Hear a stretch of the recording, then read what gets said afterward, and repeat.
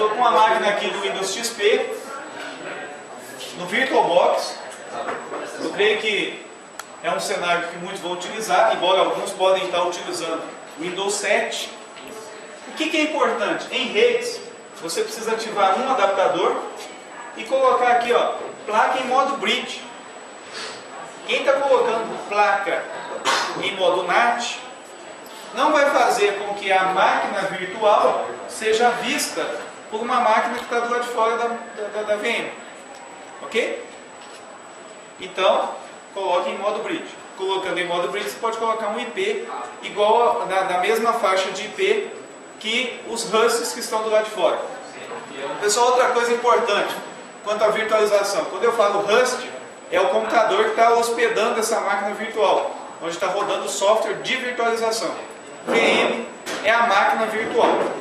Então, o host precisa estar conectado em rede ou precisa ter uma interface de rede ativa, que é a interface que você vai escolher para trocar pacotes pela bridge. Então, pergunta aí para recapitular. Alguém tem dúvida do que é bridge? Quem tem dúvida sobre o que é bridge? O que é bridge? Uma bridge é uma ponte. Qual que é o papel dessa ponte? Normalmente, hoje em dia já se faz ponte basicamente utilizando mais de uma interface de rede e um software. Mas existe um hardware específico para você montar bridge. Esse hardware tem algumas interfaces. Todos os cabinhos de rede que você ligar, independente da rede que você estiver trabalhando, vão trocar pacotes. Então a bridge pode ser um hardware específico para ser bridge, ou a bridge pode ser implementada a partir de qualquer dispositivo que seja capaz de interconectar mais de uma rede.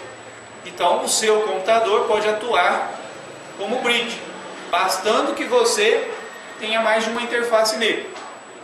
No Windows, para você criar uma bridge, você seleciona duas ou mais interfaces, clica com o botão direito criar bridge. Então a bridge troca pacotes entre mais de um enlace de rede, mais de um segmento de rede. Outra coisa importante em relação à bridge: quando você utiliza mais de uma interface no software para construir uma bridge, você vai ter um endereço IP que corresponde àquela bridge. Mais adiante a gente vai ver como, por exemplo, criar alias ou apelidos de IPs para a mesma interface de rede. Então a gente não pode ficar aqui na cabeça, a interface de rede só pode ter um endereço IP. Não. Você pode colocar mais que um endereço IP na mesma interface. Então você pode, por exemplo, ter uma bridge que foi formada por duas interfaces de rede, e você pode definir endereços diferentes para aquela única interface de rede dentro do sistema. Voltando ao cenário do VirtualBox, você seleciona a interface ou driver, né? Aliás, eu falo driver porque você pode ter uma interface virtual. Pessoal, alguma dúvida sobre interface virtual? O que é uma interface virtual? Dentro do Windows, o que seria uma interface virtual? É, na verdade, você ter uma implementação em software para que o sistema operacional reconheça como uma interface física. Quando que isso acontece? Por exemplo, quando você instala o VirtualBox, eu vou mostrar o meu caso aqui, tenho o VirtualBox instalado, que eu tenho várias interfaces. Então essa interface Ethernet embutida é do cabo de rede que está ligado na mesma rede que vocês. Esta interface aqui, ó, VirtualBox Rust Only Network, é uma interface que não tem fisicamente, que foi instalada, ou seja, foi gerada por um driver, um software que vem junto com o VirtualBox. Por isso, quando você instala o VirtualBox, no finalzinho ele pergunta: olha, você vai perder as suas conexões de rede, porque eu vou instanciar, eu vou criar uma interface virtual, vou desativar o seu serviço de rede e vou ativar de novo. Então, se você estiver ligado em rede, instala o VirtualBox ou faz uma atualização, ocorre essa paradinha para que você tenha a interface disponível. Além do VirtualBox, nessa máquina eu tenho também o VMware Server. A versão 2 é uma versão que você pode instalar, não tem necessidade de um licenciamento. Então, ela também cria interface de rede. Só que no caso do VMware, eu tenho duas interfaces. Então quer dizer que essas três interfaces de rede aqui, elas não existem fisicamente. São softwares que disponibilizam. Além dessas interfaces aqui, quando eu vou utilizar a VPN, criar um túnel, o software de VPN também cria uma interface virtual. Então, essa interface virtual é mantida por um software, não é um hardware que você tem no equipamento. Bom, neste caso, você tem que identificar das interfaces que você tem, qual é a que está conectada na rede onde você está virtualizando, ou seja, que você está conectando com a máquina virtual. Por isso, neste caso, eu vou selecionar aqui a minha interface, cujo nome físico, o nome do dispositivo, é uma Realtek PCIe Extend Gigabit Ethernet. Então esta é a interface Ethernet que liga na mesma rede que vocês. Além disso, ou seja, além de você escolher qual vai ser a interface que você vai utilizar nessa bridge, você também pode escolher o driver ou o tipo de placa para que aquele sistema virtualizado reconheça. Então você tem que tomar cuidado aqui, porque às vezes, dependendo do sistema que você está rodando, ele não reconhece o driver que você escolheu. A saída, geralmente nesse caso, é você baixar geralmente você tem um driver disponível para aquela interface que você escolheu no site do VirtualBox.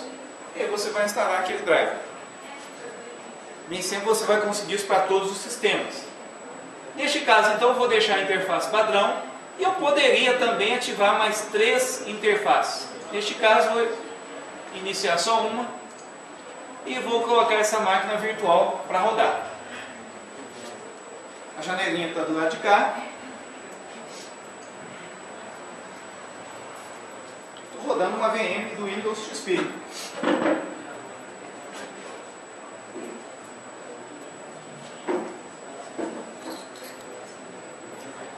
Para você ter um cenário realmente interessante, para capturar os pacotes aí desse pedra, tesoura, papel, é bom que você tenha mais que uma máquina virtual. Você poderia ter N máquinas virtuais. O que você tem que equilibrar é o uso de memória e processamento do seu computador Rust.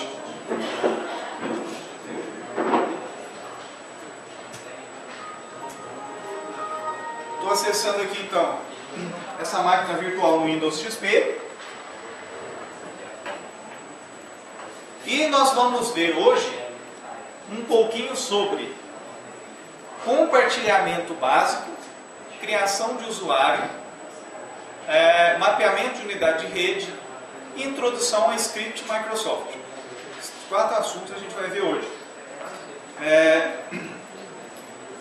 Ainda não vamos utilizar o Windows Server. Nessa primeira fase a gente vai conhecer o básico. Eu disponibilizei para vocês leituras a respeito de algumas tecnologias que foram desenvolvidas pela Microsoft. Então eu disponibilizei um conteúdo que fala sobre sistemas de arquivo, compartilhamento, recursos básicos do Windows. Vejam só, essa interface de rede que está aqui, já tinha um IP definido de modo fixo. Então vamos ver qual que é o IP.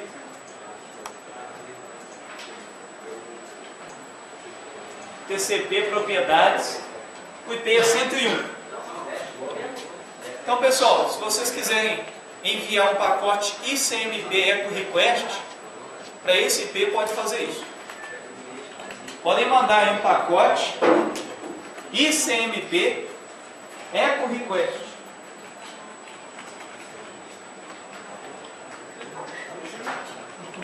Eu falei grego? Qual é a forma de fazer isso, gente? É o idioma próprio. Ping. Protocolo ICMP Echo Request é o ping.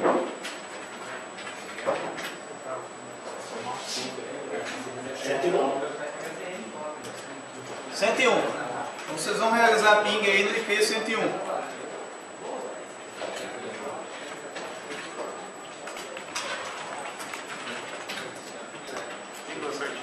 Então isso quer dizer que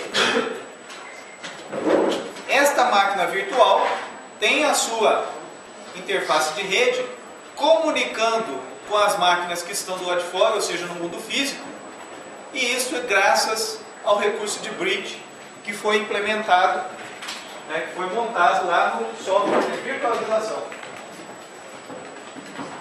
Então quem colocou essa interface de rede em modo bridge foi o VirtualBox. Com essa interface em modo grid, eu vou fazer o seguinte: eu vou acessar aqui no meu Windows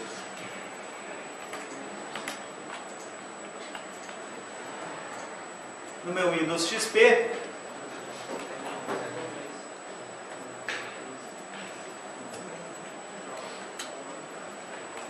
a minha unidade de rede, que está lá no servidor físico.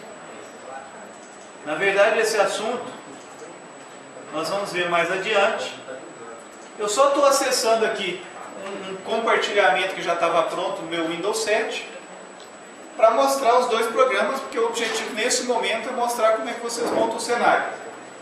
Olha só, eu posso rodar o servidor aqui no computador virtualizado. Então estou rodando ele. O servidor então está no IP 101. Vou rodar o primeiro cliente. Também estou rodando no computador que tem o IP 101. Qual que é o IP que eu vou conectar aqui? Eu vou chamar o usuário de virtual e o IP 192.168.0.101, que é ele mesmo. E a porta é 3050.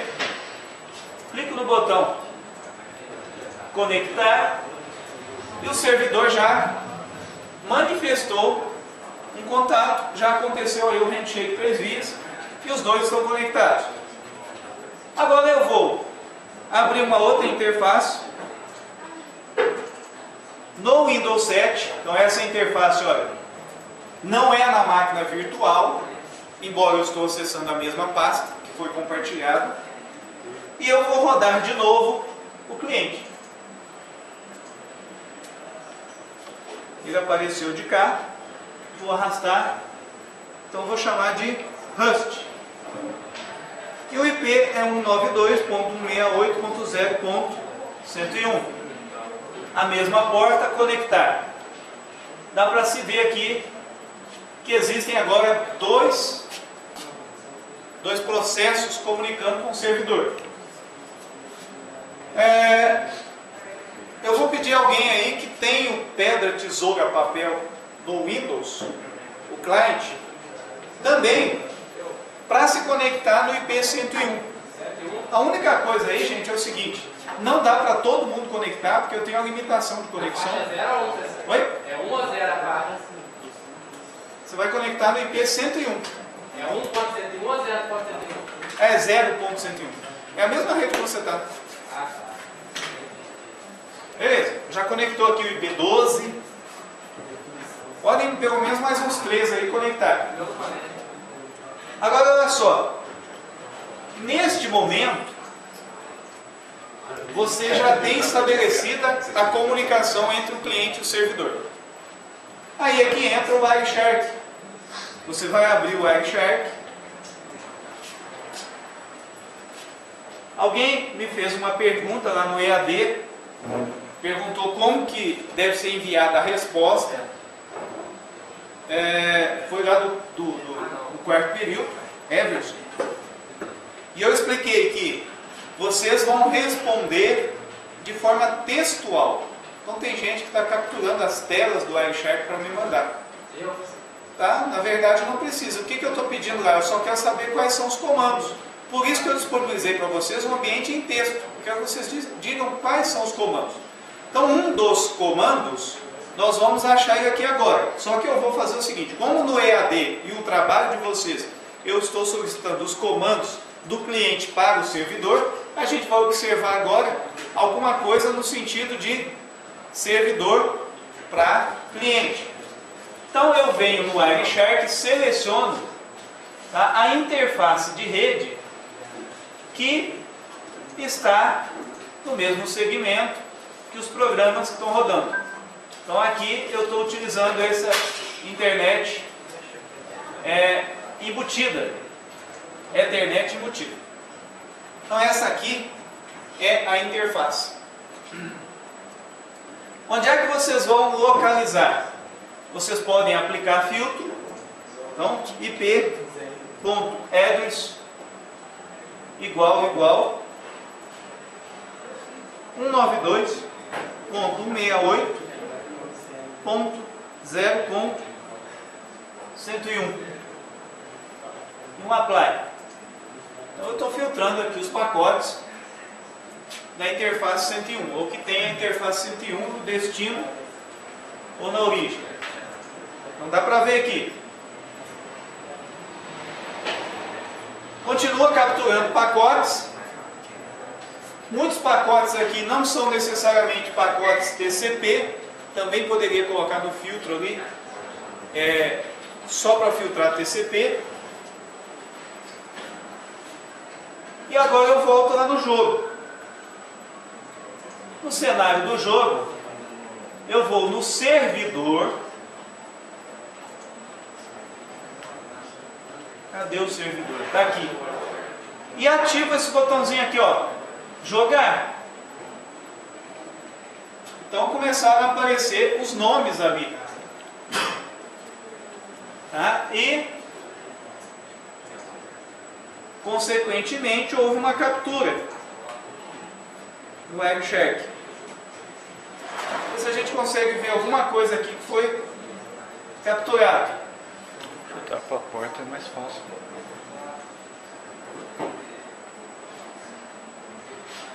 Olha só, vocês podem, é claro, filtrar a porta, conforme o Rodrigo acabou de sugerir aqui para ficar mais fácil. Tem um comando aqui, ó, jogada.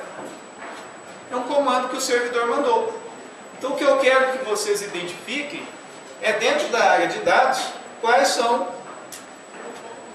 os comandos. Qual que é o objetivo disso? O objetivo é o seguinte: considerando esse servidor funcionando, vocês têm absoluta condição de capturar os pacotes do Wireshark, usar C# e desenvolver um software que faz o papel do cliente. Até mesmo dá para fazer um software que faz o papel do servidor. Então, esse é o objetivo do exercício. Vocês conseguirem decifrar o que é que está sendo trocado de informação. Como eu já falei que é TCP, falei que é um streaming, e que você tem aí como exemplo jogada, vocês vão identificar quais são esses comandos. Não são muitos, são poucos comandos. Então, na verdade, o texto que vocês vão mandar é dizer, por exemplo, o comando jogada enviado do servidor para o cliente, seguido da interrogação, pedindo para que o cliente realize a jogada. Então aí você vai observar que neste caso aqui o servidor mandou esse pedido para o IP 37. Então a partir do IP e porta, por que porta? Olha só que interessante você saber que porta. Porque se a gente observar rapidamente ali no servidor, ele tem várias conexões. Nesse caso aqui, esse jogador, eu vou colocar aí para jogar automático, né? Porque aí fica mais fácil. Principalmente que eu não estou em condições de jogar agora, vou colocar automático aqui, senão vocês ficam ganhando de mim. Aí olha só, gente, o que vocês vão fazer lá? Um dos comandos que o cliente manda para o servidor é esse comandinho aqui, ó. Placar. Você manda o placar e o servidor te devolve o placar. Basicamente o que você precisa. Olha, gente, quase todas as aplicações funcionam desse jeito. O Firebird funciona assim, o MySQL, o Oracle. Alguns programas utilizam protocolos específicos, utilizam algum tipo de segurança para criptografar os dados, mas em termos de jogo, de troca de informação, é isso aí. É semelhante ao que o jogo está fazendo. Então, com esse cenário em mãos, vocês vão conseguir responder o exercício lá. Tá? E para vocês não dizerem que eu sou mau, eu mudo a data para amanhã. Não é o dia 28? É 29? Então mudo o dia 30. Beleza? O senhor é o melhor professor do mundo, mas. Então, qual o mundo, né? Como assim, Marcos? Tá louco? Desconectar. Eu falo, vai ser desperdiçada fácil. Desconectar. Tem gente jogando aí, quem está ganhando? Professor, Só de o meu não consegue conectar com o senhor. Oi? O meu não consegue conectar com o senhor. Dá um erro aqui, só um erro aqui. 101 não conecta? Não. Se você realiza um ping aí, está chegando aqui? Vou tentar. Ah, tá. Nossa, não sei se eu conectar. Não, tudo bem, então é por isso. Beleza, parei com a brincadeira de todo mundo aí, hein? Desculpa aí, gente. Bom, objetivo de hoje. Eu vou sempre procurar fazer isso com vocês. Alternar entre uma aula teórica, que a gente precisa, e trazê-los para uma prática. A prática de hoje pode não ser muito atrativa para alguns de vocês. Quem já trabalha com redes, provavelmente já passou por esse cenário. Mas eu chamo essa aula de nivelamento, pelo menos para vocês conhecerem alguns recursos básicos. Por isso eu até utilizo aqui o Windows XP, poderia ser o Windows 7, o Windows 8 muda algumas coisinhas, mas não vai fazer diferença significativa para vocês. O que é importante? Quando você tem normalmente um escritório, ou até mesmo na sua casa, você tem rede para trocar informações. Uma das formas de trocar informação é usar serviço de e-mail, acessar a web, consultar lá um conteúdo qualquer na web. Você pode disponibilizar também o serviço de FTP. Mais adiante a gente vai ver como colocar esse servidor FTP para funcionar. Eu vou falar um pouquinho sobre o servidor FTP que a Microsoft já disponibiliza no Windows, tanto na versão desktop quanto na versão do servidor. E também a gente vai ver como é que coloca pelo menos um servidor FTP para funcionar no Linux. E aí a gente vai ver a questão de direito de acesso, pasta home, ou seja, você logar no FTP e já cair em uma determinada pasta, não ter visibilidade para outros locais do servidor. Muito utilizado, essencialmente utilizado para desenvolvedores web ou quem é mantenedor aí de algum site web. A atualização normalmente é feita por FTP.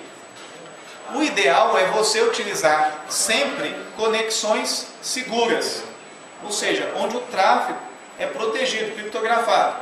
Mas, basicamente, você vai trabalhar da mesma forma. O que vai mudar alguma porta, algum protocolo, alguma chave para você estabelecer essa conexão. No geral, esse é o cenário que você precisa. Agora, além disso, é clássico você ter em casa ou no escritório ou na empresa o cenário de compartilhamento de arquivos. Então, você tem, em síntese, um computador capaz de armazenar todos os dados que são disponibilizados para os usuários. Alguns usuários precisam ter acesso a um determinado conteúdo somente para leitura. Então, você pode criar lá um compartilhamento onde algumas pessoas com determinado privilégio e responsabilidade colocam os seus conteúdos. Uma forma de se trabalhar pode ser, por exemplo, cada setor da empresa tem a sua pastinha pública. Então tem o setor financeiro. Você digita lá a pasta do financeiro, dentro do financeiro tem uma pastinha pública. Toda vez que o financeiro quiser tornar público um conteúdo dele, coloca nessa pastinha, os outros setores acessam. Você também pode ter uma pasta público geral. É o caso da Faceca, tem o para todos quando vocês estão na rede da Faceca. Você pode gravar e você pode ler e excluir. Você tem controle total naquele compartilhamento. Você pode, inclusive em algumas situações, colocar restrições do tipo: olha, eu não vou permitir nessa pasta que você coloque arquivos com extensão MP3, com extensão FLV ou arquivo de vídeo, MPEG. Você pode colocar essas restrições. Você também pode definir cota. O que é uma cota? Limite por usuário. Determinado usuário vai ter uma pasta lá para ele gravar seus dados, você limita. Ele tem lá 5 GB de espaço. Mais que isso o servidor vai limitar, não vai permitir que ele grave. Esse cenário que eu estou explicando é normalmente um cenário de compartilhamento de arquivos em ambiente profissional. Você limita, coloca algumas restrições. Sempre é aconselhável você ter uma política de utilização desses recursos, dizer o que vale, o que não vale, o que acontece com quem não cumpre. E caso a pessoa precise de algum apoio ou de alguma adaptação, ela tem que ter um canal para se manifestar. Agora, conceitos básicos mesmo. Como é que você compartilha um recurso? E onde é possível, quais as diferenças? No Windows XP ou no Windows 7, também no Windows 8, ou até mesmo no Windows 2000 Professional, que é uma versão mais antiga do Windows para funcionar em desktop, você consegue criar um usuário e compartilhar uma pasta com aquele usuário ou com um grupo de usuários, porque você pode também criar grupos de usuários e compartilhar essa pasta. Uma coisa interessante é a seguinte: quando você cria uma conta no computador local, e aí a gente precisa gravar esse conceito, domínio. O que é um domínio local? É o domínio dos recursos gerenciados por um computador, por um host, por uma máquina Windows. Então, cada um desses computadores Windows XP que vocês têm acesso aqui na rede, no laboratório da Faceca, na verdade é um domínio local. Vejam, as versões que eu falei do Windows, falei 2000 Professional, Windows XP, Windows 8, Windows 7. Tem algumas variações desses Windows em relação a recursos. As versões Home, elas têm algumas limitações, mas em geral você está falando de um sistema operacional com suporte à rede, que você pode compartilhar. O que é interessante aí em termos de licenciamento é que a Microsoft limita nessas versões a uma quantidade de usuários ou de conexões. Os serviços são limitados. Em outras palavras, se você quiser compartilhar para 20 pessoas, não é o ideal você utilizar o Windows XP. Não vale dizer o seguinte: eu achei um negocinho na internet que eu rodo, mudo o registro e eu consigo compartilhar para mais de um usuário. Você está irregular quando você faz isso. Então, no ambiente profissional, não é plausível que se faça esse tipo de coisa. A alternativa, se você não quiser custear tudo isso, é você utilizar alguma solução open source como o Linux, que dá para fazer também uma boa. Só que aí você vai ter um conjunto de funcionalidades um pouco diferente, e em termos de prática mesmo, operacionalização vai ser bem diferente do que você faz no Windows. Tem uma versão mais recente de um compartilhador de arquivos para Linux aberto, que é o Samba, que é compatível com as versões mais recentes do Windows e imita direitinho. Eu vou mostrar para vocês depois uma interface. Não dá para saber que aquele domínio é um domínio, que está rodando em cima de um software aberto, e não o software original proprietário da Microsoft. Bom, então o que a gente vai ver? Como compartilhar. Normalmente, quando você acabou de instalar seu Windows XP, seu Windows 7 ou seu Windows 8, e aí com uma progressiva preocupação com segurança, porque à medida que o tempo passa, a gente percebe que o maior número de usuários, estão utilizando o computador. Consequentemente, esses usuários, muitos deles com conhecimentos básicos e uma necessidade de utilização intuitiva, que é aquele bem fácil de se utilizar. Então a Microsoft foi desenvolvendo para esses sistemas mecanismos de proteção automática. Exemplo, instala o computador, vai lá, avisa que não tem firewall, ativa o firewall e protege tudo. Aí o usuário não sabe liberar determinado programa, determinada porta. Assim acontece também quando ele vai compartilhar. Por padrão, você não está com compartilhamento ativo.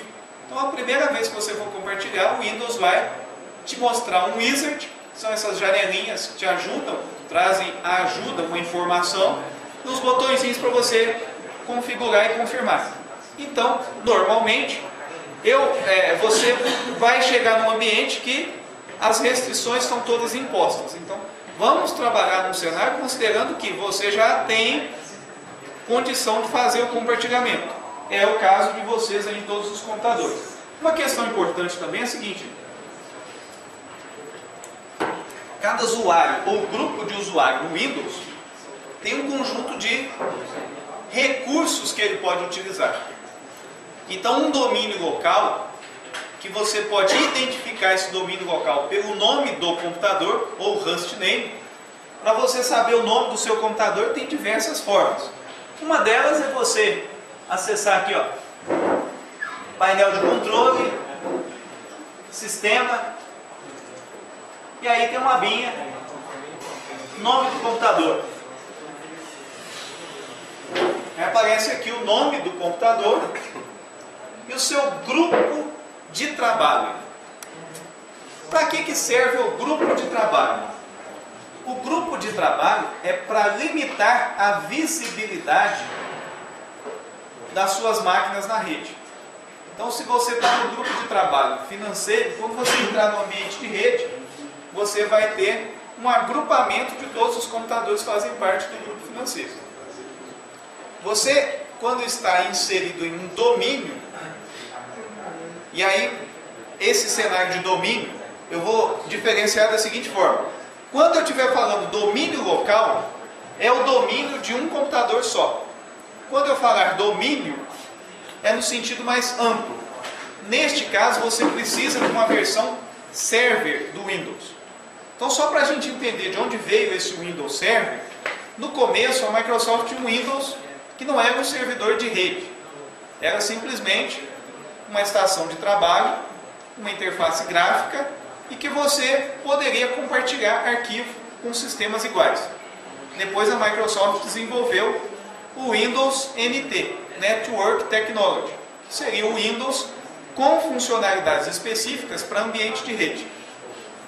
Junto com esse Windows NT, você tinha lá, na verdade, a família Server e a família Workstation. Então você tinha o NT Workstation, que é a estação de trabalho do usuário. NT Server, que era o servidor onde você colocava o domínio geral para funcionar. Esse domínio compreende todos os dispositivos, recursos que você pode monitorar, controlar. Dentre esses recursos, os recursos humanos, que são os usuários. Então você tem dentro de um domínio o usuário, a impressora, recurso de armazenamento, que é uma pastinha, e outros, como por exemplo agendamento, em algumas versões mais recentes do Windows, até outras funcionalidades mais avançadas. Em geral, você precisa de um catálogo onde todos os dispositivos e usuários estão cadastrados. E depois, a partir disso, você vai definindo um conjunto de regras ou política de acesso. Você pode permitir acesso total, acesso só de leitura, algumas funcionalidades de alteração e acesso completo. Outra coisa importante: todo recurso precisa ter um proprietário, o dono. Então, se você vai compartilhar uma pasta, tem o dono da pasta. Esse dono pode conceder acesso, e um acesso diferenciado, para um determinado grupo de usuários ou para um usuário específico. Então, voltando ao nosso cenário, eu tenho aqui esse computador do Windows XP, cujo nome de domínio local, ou nome do host, é virtual 1. E o grupo de trabalho, teste. Outra forma de você saber o nome do computador é no prompt de comando você digitar o parâmetro SET. Esse comando mostra as variáveis de ambiente. O que é uma variável de ambiente? Variável de ambiente é como se fosse um mural do sistema operacional, onde você pode atribuir um determinado valor, um determinado parâmetro. Olha só que interessante, alguns deles. Este parâmetro aqui, ó, path, podem ver aqui que tem uma variável de ambiente denominada path. E esse path aqui, ó, chega até aqui. Esta variável de ambiente permite que você armazene todas as pastas que o Windows, que o sistema vai procurar os recursos ou os programas que você vai executar automaticamente quando você digitar no prompt de comando. Então um exemplo é o seguinte: se você digitar aqui dentro o nome de um arquivo executável e ele estiver dentro dessa pasta, ele vai ser executado. Se ele também estiver dentro de qualquer uma dessas pastas separadas por ponto e vírgula, vai ser executado. Então é uma forma de você facilitar o acesso a um programa. Ah, mas eu estou executando um programa uma única vez que está dentro de outra pasta. Você pode digitar a pasta, por exemplo, C:/dados. Imagina que lá eu tenho o meu sistema.exe.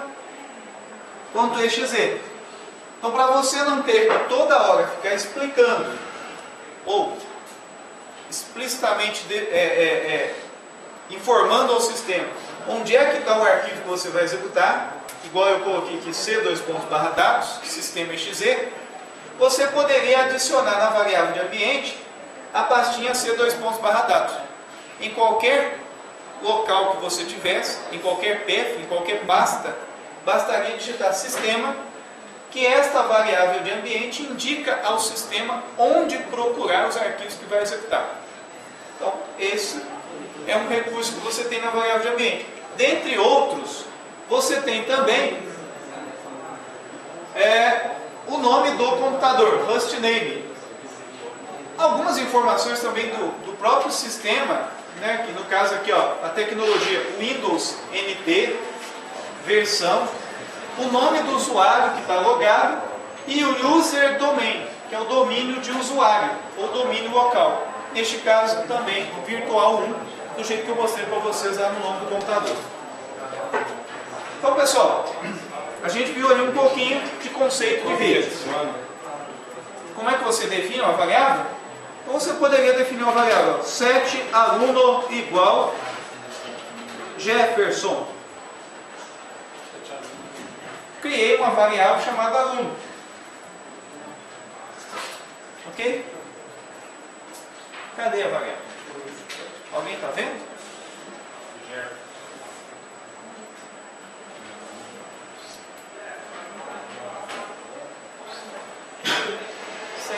Cadê?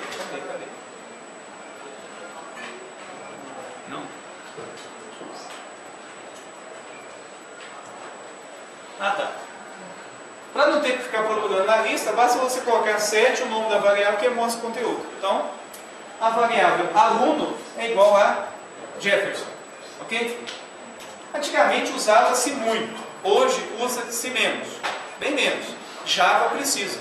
Você precisa definir a pasta Java nome para o Java saber qual que é o pacote, qual que é o conjunto que ele vai executar. Conjunto de programas. Tá.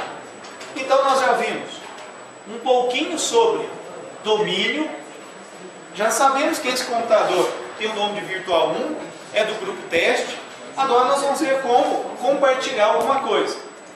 Então, para compartilhar alguma coisa, nós podemos ir, a princípio, na pastinha que eu tenho os recursos. C2.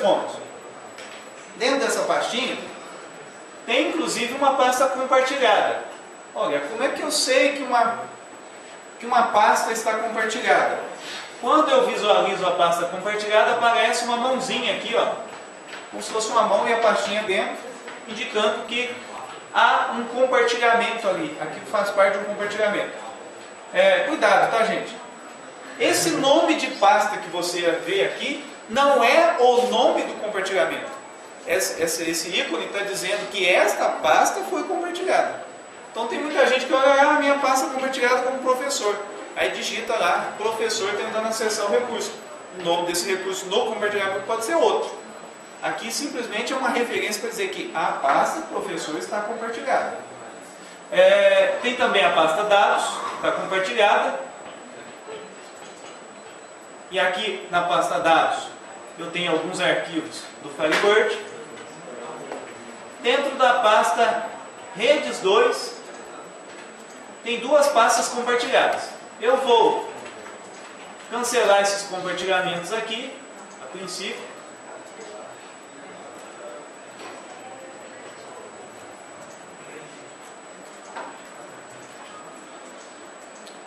Como é que eu vejo quais recursos estão compartilhados numa máquina? Bom, eu posso utilizar o próprio Windows Explorer. Então, olha só, gente, nós temos uma limitação aqui, mas vocês podem digitar aí na barra de endereços do Windows Explorer o seguinte endereço, ó, /192.168.0.101, igual eu estou fazendo. E vai aparecer os recursos que estão compartilhados no computador que tem esse IP. Uma outra forma de você visualizar esses recursos, em vez de digitar IP, digitar o nome do host. Existe um protocolo da Microsoft responsável por divulgar o nome dos hosts na rede. Mais adiante a gente vai ver um pouquinho sobre isso, para não ficar tumultuando o conceito hoje. Então quer dizer que os nomes dos computadores são automaticamente reconhecidos em uma rede. Existem algumas formas variadas de se fazer com que esse nome seja atualizado ou seja referenciado. Alguém me chamou? Não. Beleza. Então agora o que eu vou fazer? Vou voltar aqui na minha unidade. Olha só, gente. Aqui eu estou fazendo acesso local. E aqui eu estou fazendo acesso remoto. Acesso local. Eu coloco explicitamente o recurso local que eu estou usando. C:/redes2.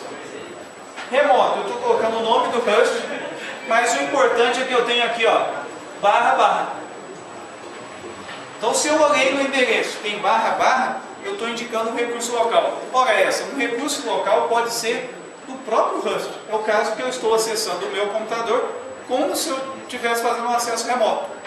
Então, utilizando // é acesso remoto. Voltando para o acesso físico local, veja o que eu vou fazer. Eu vou disponibilizar esse programa aqui, ó, o Chat UDP. Então esse Chat UDP está na pasta Prática. Eu vou clicar com o botão direito e escolher Compartilhamento e Segurança.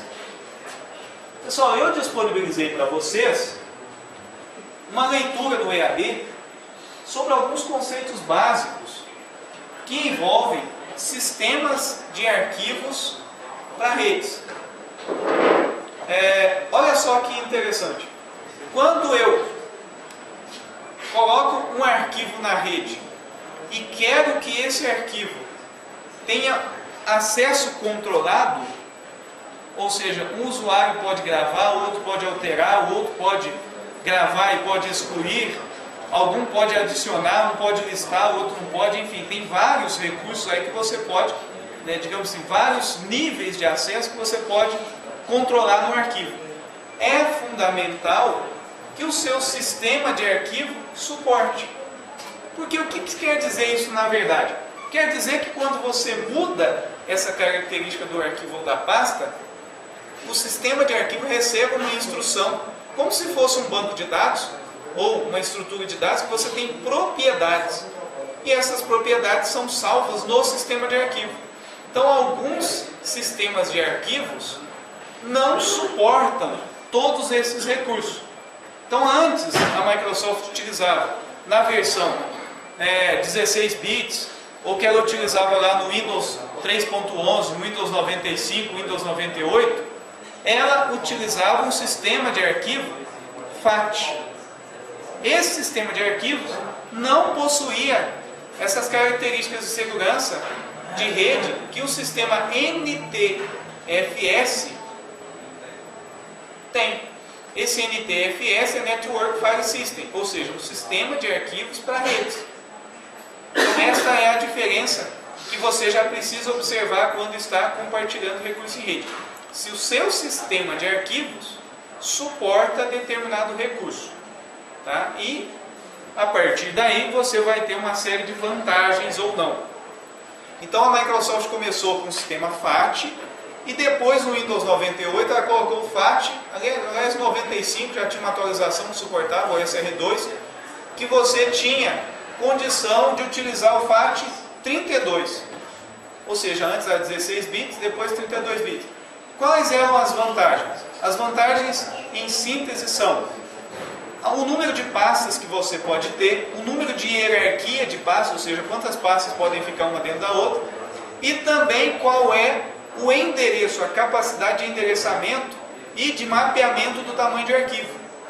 Então, uma das limitações que você tinha com esses sistemas de arquivo mais antigos era já o tamanho do arquivo. Então, você tinha limitações significativas e alguns softwares, por exemplo, costumavam fragmentar os dados em diversos arquivos exatamente para não encontrar uma limitação no sistema de arquivos. Aí foram surgindo versões mais atualizadas, a Microsoft evoluiu o próprio sistema de arquivos quando criou o NTFS e ao longo do tempo vem evoluindo as versões do NTFS. Então o artigo que eu disponibilizei para vocês é falando um pouquinho disso. Qual que é a diferença entre o FAT, FAT32 e NTFS. Outras questões relativas à segurança também estão disponíveis no artigo. Pessoal, esse artigo que eu passei para vocês, na verdade, é um fragmento de um livro para certificação de Windows XP. E eu entrei em contato com o autor, mandei um e-mail para ele e ele autorizou vocês a utilizar esse material. Então é um material autorizado para vocês lerem enfim, usufruir. Compartilhamento da pasta. Olha só, dentro da abinha de compartilhamento, eu vou escolher compartilhar esta pasta. Embora o nome da pasta seja prática, eu posso compartilhar com outro nome. Eu vou colocar aqui o nome de chat, que é o nome do programa que eu coloquei lá dentro. Eu também posso colocar aqui um comentário, tá? Programa de chat, UDP. Então esse comentário aqui é porque quando você abre os compartilhamentos, podem ter muitos, e o usuário vai visualizar no navegador, lá no browser dele, no Windows Explorer dele, vai visualizar qual é a descrição da pasta. Outra questão importante, e aí essa limitação, ou seja, esse parâmetro, você vai encontrar nos Windows Desktop, os Windows Estações de Trabalho, que é o número máximo de conexões permitidas. Por padrão, a Microsoft só deixa no Windows XP, no Windows 7, no Windows 8, que você compartilhe para 10 usuários. Na versão server, você não tem essa limitação. No entanto, para que você disponibilize para muitos usuários, você também precisa ter licença. Se você não tiver licença para compartilhar para muitos usuários, enfim, se você for cadastrar muitos usuários no seu domínio, a Microsoft vai cobrar. Esse valor, só para a gente ter uma noção aqui, por usuário, ela costuma cobrar o equivalente a $37 por usuário. Então, se você tiver uma rede com muitos usuários, mas muitos desses usuários só acessem poucos recursos, você tem que avaliar se vale a pena mesmo ter ou não esse sistema de arquivos. Então, além de você pagar pela licença do sistema operacional, que é a aquisição dele, você tem que pagar pelo recurso do usuário que está utilizando. Se você tiver o acesso a uma área de trabalho remota, que é aquele usuário que vai ter uma instância do Windows remota para ele acessar, você também tem que ter o licenciamento para ela. Esse licenciamento está custando mais ou menos aí na casa de uns R$100 e poucos. Não tenho ao certo aqui essa informação, mas em que você precisa... Oi? Não expira, não. Não, na verdade você tem uma licença, você compra a licença, você pode adquirir a licença quando você adquire o servidor, que é uma licença OIM. Tem outras variações de licença também, licenciamento Open, e tem o licenciamento que é você comprar as cláusulas, são os nomes nominais, você vai lá e compra essas licenças. E existe uma questão também interessante, você pode comprar licença para usuário ou para dispositivo. O que é uma licença para dispositivo? Eu tenho 10 computadores, vou licenciar os 10 computadores. Podem ter 50 pessoas que usam esses computadores, todos os 10 estão licenciados. A outra modalidade é para o usuário. Eu tenho 15 dispositivos, mas só tem 12 pessoas, então eu licencio só as 12. No entanto, a Microsoft diz o seguinte: quando você vai licenciar, procure licenciar aquilo que você tem mais.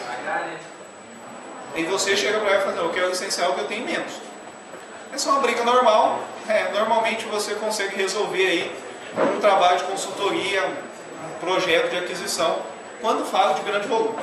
Em geral, você tem que ter essa licença. Então, neste caso aqui, a limitação são 10 usuários. Olha só, você também poderia limitar aqui o número de usuários. Eu só quero que 4 pessoas acessem ao mesmo tempo. Mas nós vamos deixar o máximo.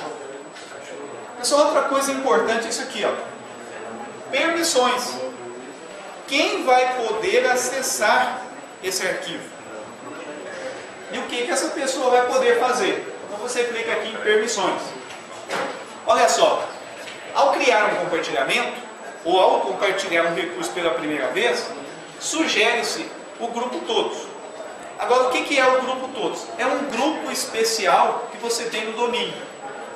Esse grupo corresponde a todos os usuários do domínio. Como eu estou falando do domínio local, que neste caso chama Virtual 1, todos os usuários que estiverem cadastrados aqui terão acesso a este recurso. Agora, olha só, que tipo de acesso será permitido? Você tem somente leitura, alteração do objeto. Exemplo, você tem um arquivo lá, você pode sobrescrever ele, você não pode criar um novo. E você tem controle total. Controle total te dá todas as operações em cima do arquivo. Olha só, eu vou permitir então somente leitura para todos os usuários. Beleza. Vou clicar aqui, confirmar. Então apareceu uma mãozinha. E lembrem do que eu falei. Prática é o nome do compartilhamento. É isso? Prática é o nome da pasta. O nome do compartilhamento é chat. Então, para eu acessar esse compartilhamento, eu digito o nome do computador, // né?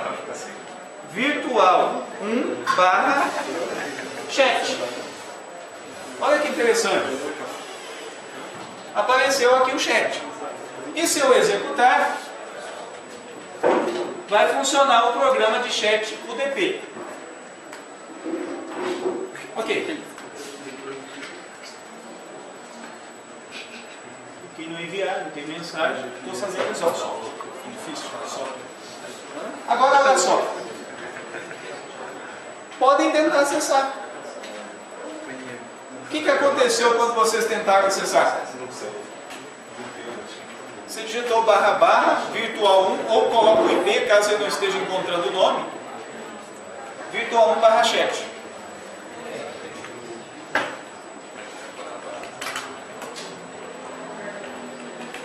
É provável que você não tenha conseguido pedir usuário e senha. Mas eu não compartilhei para todos? Você conseguiu acessar aqui? Você sabe a senha? Convidado, deve ter entrado com o convidado. Não sei se é a senha do convidado ou a senha. Convidado geralmente não tem senha. Não, ele já sabe a senha, tá vendo? Já sabe a senha. Então olha só, que quem não sabe a senha não conseguiu acessar mesmo compartilhado para todos? Porque o todos quer dizer todos os usuários do domínio, não todo mundo qualquer sem identificação. Não é todo mundo, incluindo os anônimos, não. Agora, olha só. Esse usuário que você consegue acessar, que no momento é o usuário aluno, senha aluno, se vocês tentarem isso, vocês vão ver que 10 usuários vão conseguir. Aí o 11º vai ser bloqueado e não vai conseguir autenticar. Dá uma olhadinha, é porque eu acho que mudou o domínio, então acho que não é necessário. Não, você não tem que estar no domínio. Você consegue pingar a granada? Eu consigo criar, mas Então digita o IP. Ah, mas é chat. Você tem que 268. Mas se colocar o IP, você consegue entrar nas compartilhadas.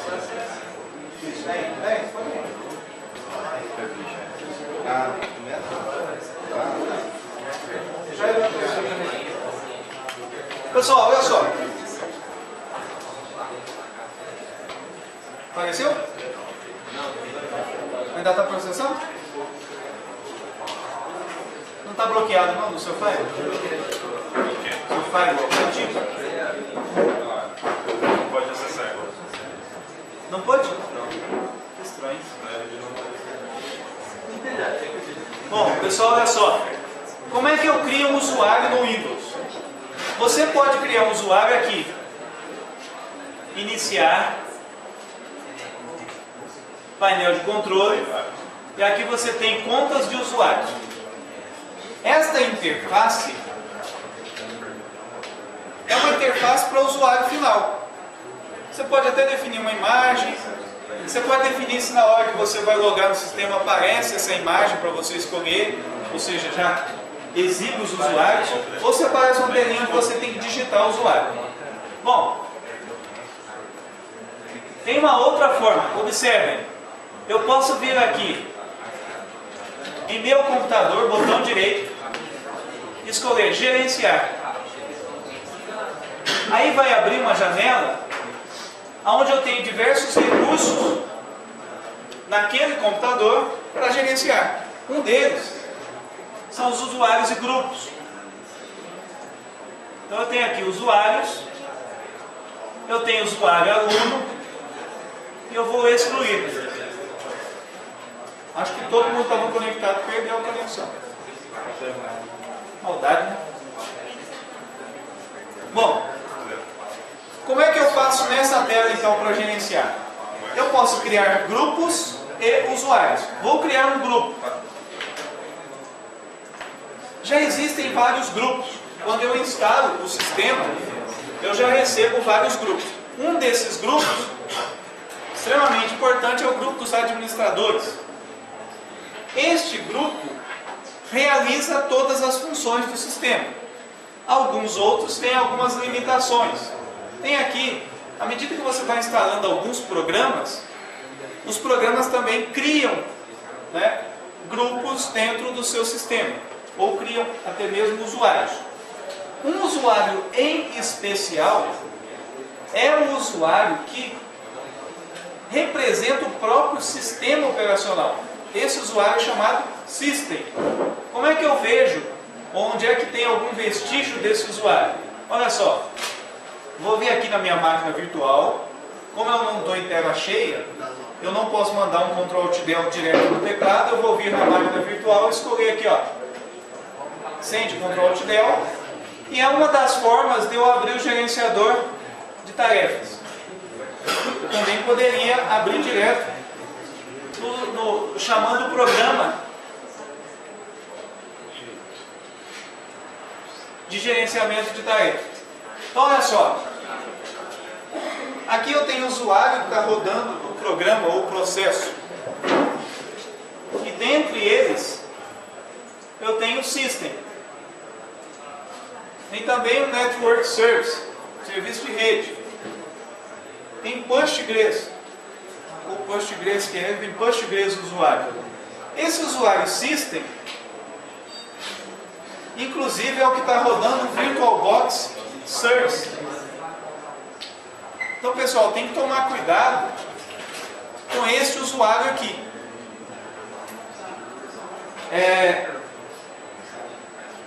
Esse usuário é o usuário que representa o próprio sistema. Se você quer que algum software seja executado por esse usuário, ou que você tenha um serviço que seja executado por esse usuário, você tem a vantagem que esse usuário não vai fazer logon no sistema. Então, se você ligou o computador e ninguém logou ainda, o software que depende dele pode funcionar. Então, você pode ter a inicialização de um serviço a partir do usuário system. Então, boa parte dos serviços já são atribuídos ao system.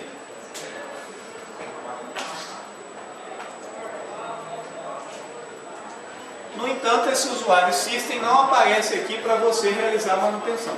Ele tem permissão igual ao administrador? Na verdade, ele tem... Pois é, a permissão está associada ao recurso. Então é possível você tirar a permissão dele, do system. Você pode tirar. Exemplo, tem uma pasta lá e você não quer que o system tenha acesso. Como ele é um usuário padrão, você pode ir lá e explicitamente falar, o system não tem acesso aqui.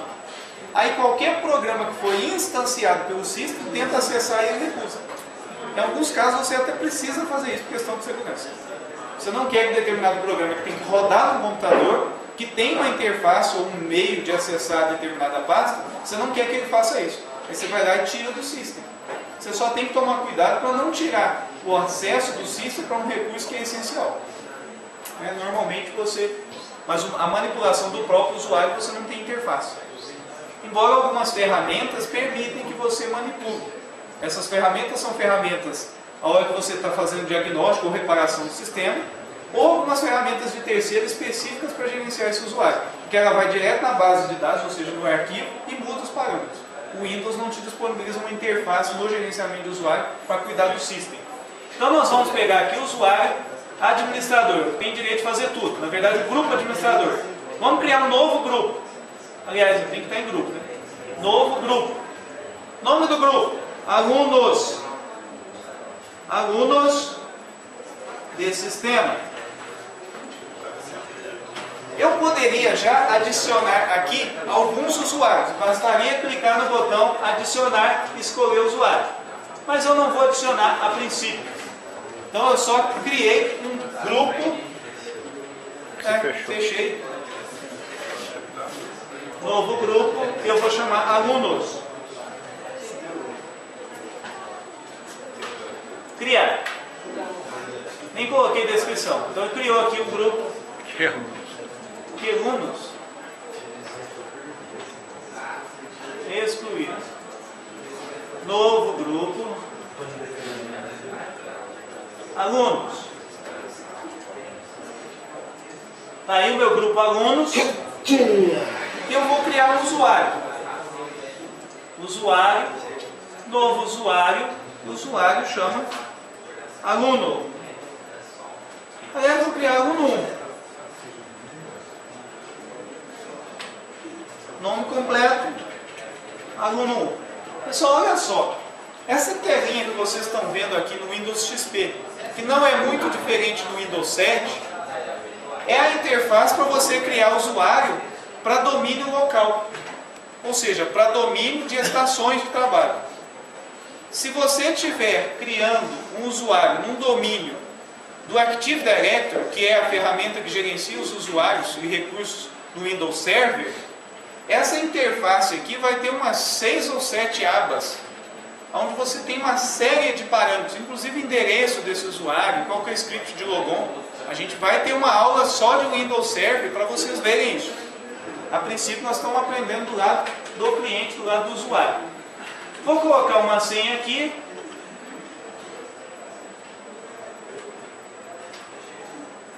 Por enquanto não vou revelar a senha, senão vocês adiantam e conectam. E aí eu desmarquei essa opção que o usuário deve alterar a senha no próximo logon. Olha outra coisa interessante do usuário. Existe uma diretiva de segurança, um local no gerenciamento do computador, onde eu digo se o usuário pode ou não efetuar logon. O que é efetuar logon?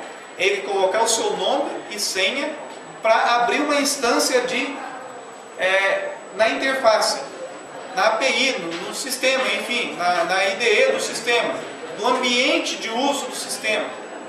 Então, Para que você iniba o acesso do usuário, para que ele não possa logar no seu computador, você pode mudar uma diretiva, a gente vai ver mais adiante também, que impeça ele de logar. Por padrão, o usuário vai conseguir logar, ele vai conseguir abrir uma instância do sistema. Então você pode definir que na primeira vez que ele vai logar, ele tenha que mudar a senha. Então você fala para ele, a tua senha é fácil. E marca a opção, quando ele logar pela primeira vez, ele vai ter que informar a senha dele. Essa parte para quando você libera o usuário para a rede, se marcar, dá erro, não? Oi? Quando você marca o usuário, deve alterar a senha no primeiro logon. Aí quando você vai acessar pela rede, costuma dar erro. No caso do Windows XP, costuma dar erro mesmo. Vai acessar pela rede. Agora, quando você está no domínio, funciona maravilha. Aparece lá, você tem que digitar a senha. Se você habilitou política de segurança de senha, ele valida bonitinho, clica no botãozinho, salvou a senha. Uma beleza, porque aí você tem certeza que o usuário mudou a senha, tem certeza que a senha que ele usou é segura. E ele tem certeza que você não sabe a senha dele. Muito bom. O usuário não pode alterar a senha. Então, eu posso marcar aqui, ó. Ele não vai poder mudar a senha. A senha nunca expira. Então, por padrão, você tem um tempo de vida de senha. É importante trocar a senha sempre. Mas você pode marcar essa opção para inibir ou não exigir que ele troque a senha. E aqui, se você quiser desativar a conta desativada. Então, eu criei o usuário aluno 1. Vou criar também um novo usuário aluno 2.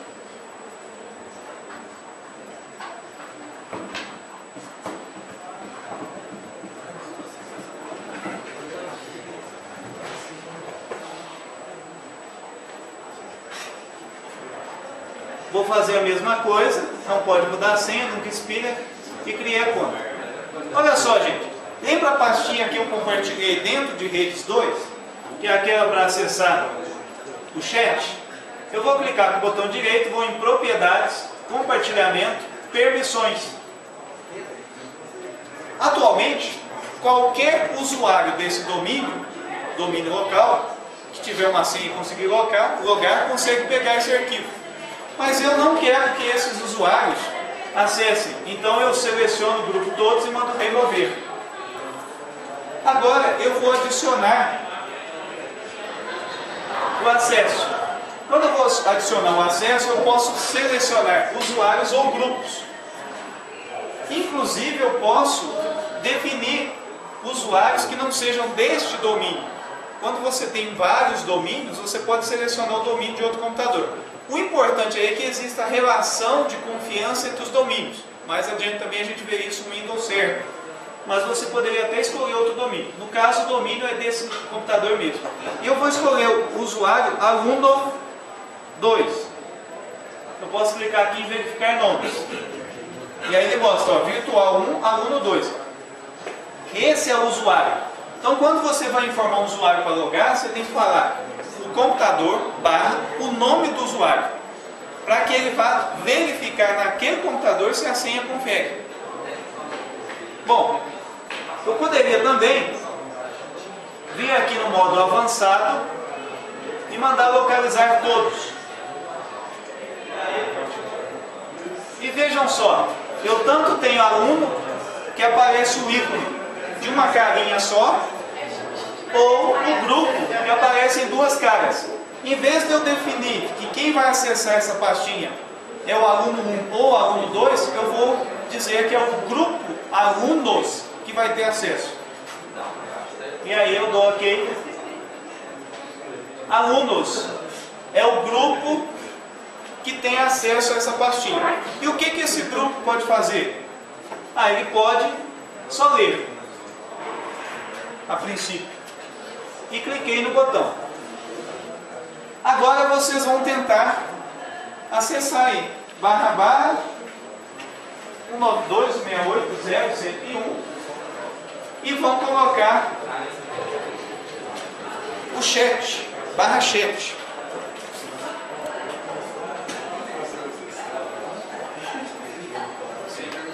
Vai pedir a senha, não vai? Sem permissão direta. alunos. E qual é a questão aí, gente? Autenticando o usuário antigo. Quando eu criei o grupo alunos, eu não disse quem faz parte dele. Então, conclusão, até agora eu não autorizei ninguém. Então eu vou ter que voltar no grupo. Vou clicar 2 vezes em cima do grupo e tem aqui, ó, adicionar. Vou colocar o aluno 1. Vou adicionar também o aluno 2. Eu também posso fazer uma verificação de nomes. Aluno 1 e aluno 2. E vou aplicar. Agora já existe usuário que pode acessar. Tenta acessar. Ainda não? Pediu para autenticar? Não. Não pediu para autenticar. Ele está com o usuário antigo. O que vocês digitaram lá? Barra, barra. Posso colocar também virtual.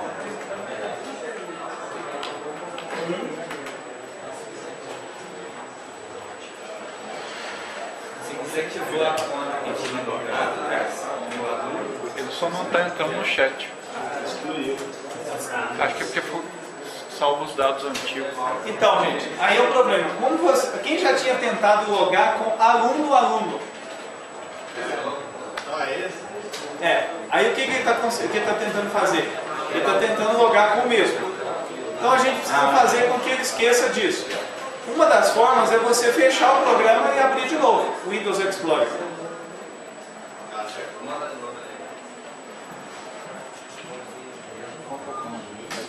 A outra forma, para eu forçar que vocês acessem o recurso, é eu vir aqui.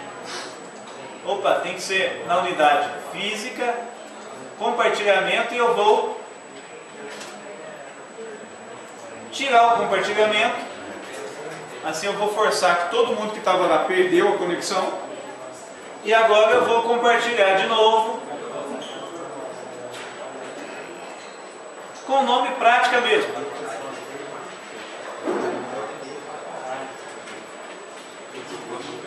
Só esqueci de definir aqui os usuários. E eu vou colocar alunos.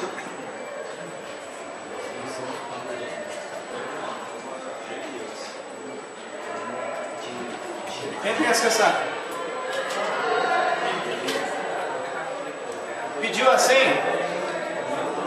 Está preso. Está preso o usuário antigo. Ativou ele? Tem que fazer logout.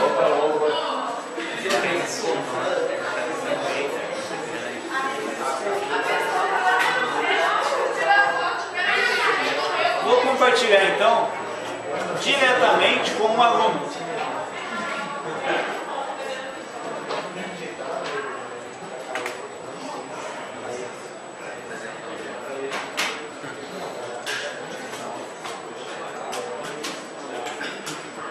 Beleza, consegue. Eu fiz logout aqui. Fez logout? Pediu aí, Renan? Não, vou fazer o agora.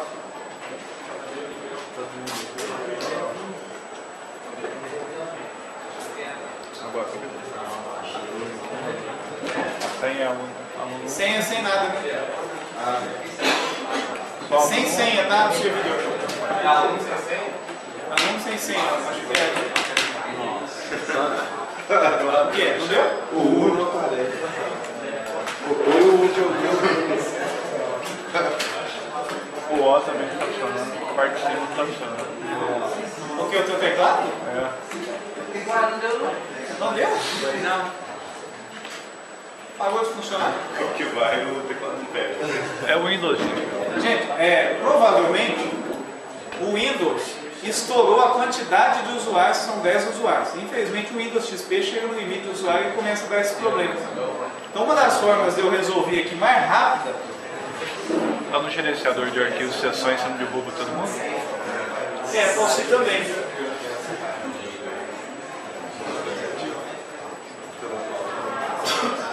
Pastas compartilhadas. Vamos ver quais são os compartilhamentos.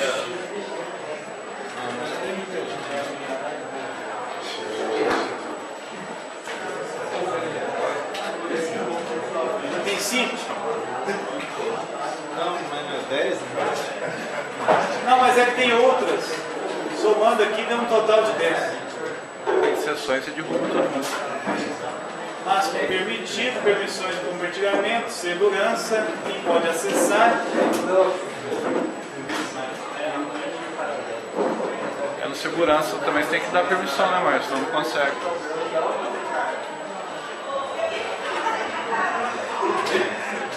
É dois compartilhamentos. Compartilhamento e a segurança da pasta, né? Sim, mas eu já tinha Lá na outra. aqui, É. todos os usuários já têm acesso. Ele já herdou, porque eu não mudei segurança, ele herdou dos usuários. Não é por causa disso, é problema do Windows mesmo, de esquecer as conexões.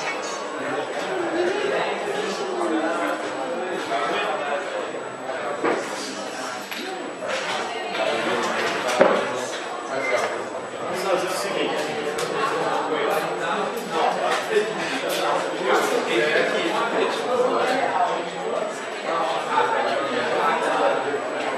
Windows XP não dá para fazer isso. Mas isso acontece na empresa que tem um usuário que compartilha MP3. Aí todo mundo conhece o Windows XP dele, compartilha MP3. A hora que o cara da contabilidade vai conectar, não consegue. Se ele não reiniciar, não funciona. Mesmo a galera já está sem ouvir o MP3. Todo mundo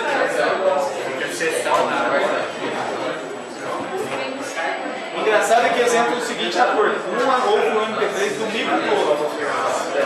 Sério? Só para consumir isso. Mas aí não consegue. O gráfico, né? É, só para isso que deve ser feito.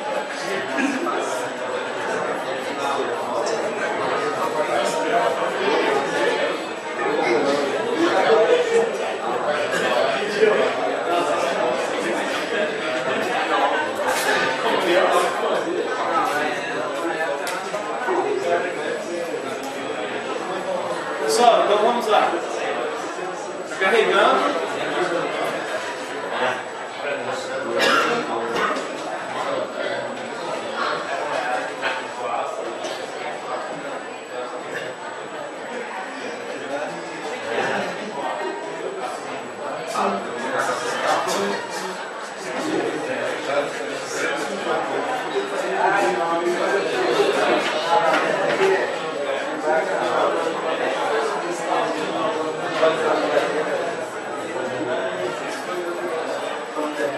Aí, tenta de novo. Renan, tenta aí, vamos ver.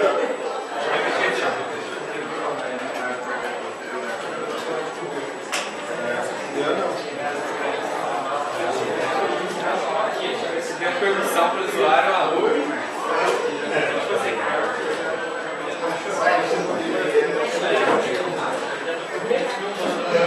Basta rede. O senhor tinha excluído lá o aluno lá. Aí o senhor criou de novo.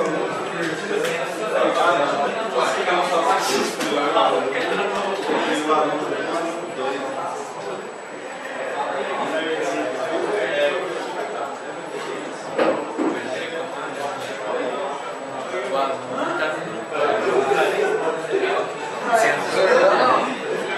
Tá dando.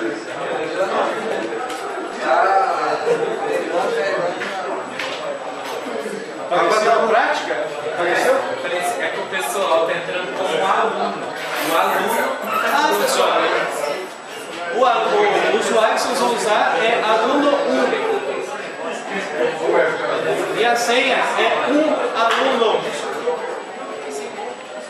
A senha é um aluno. Só que era para ter aparecido a tela que vocês digitarem. Pessoal, a continuação dessa aula nós vamos ver script. Como é que você faz para mapear a unidade de rede e como é que você acessa essa unidade de rede a partir de script. Márcio, Oi? como é que coloca uma maquineta de módulo? Então, é o seguinte.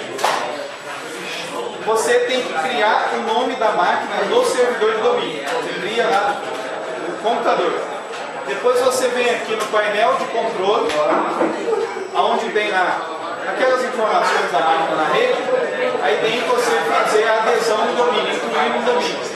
Aí você vai digitar o nome do domínio, o usuário de administração, aquela máquina entra. É porque. Conseguiu aí, Rodrigo? Aqui deu certo. O teclado Deu? fechou. Deu. Funcionou. Pessoal, era isso mesmo. Pessoal, olha só. Além desse recurso, rodou aí, funcionou o programa? Qual que é o seu IP?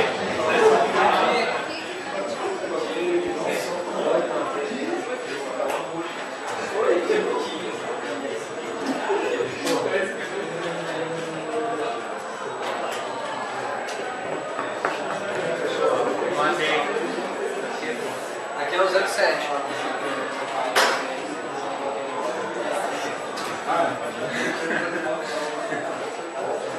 Olha, eu vou mandar em broadcast.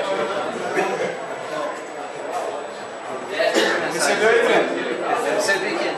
Eu mandei em broadcast, todo mundo ouviu. Está funcionando o chat.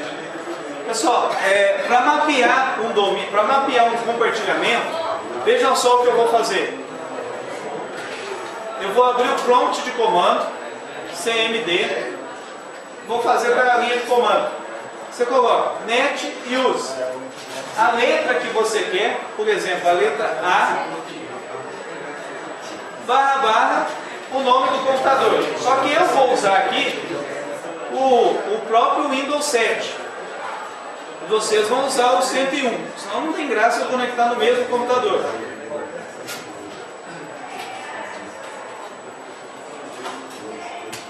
Olha só, net use, há 2 pontos, o nome do computador, ou host, domínio, / o nome do recurso, desde que você seja um usuário com direito de acesso, vai criar a unidade para você, vai criar uma unidade de disco. Então, se eu digitar há 2 pontos e realizar um dir, eu estou visualizando o conteúdo do compartilhamento T que está no meu Windows 7.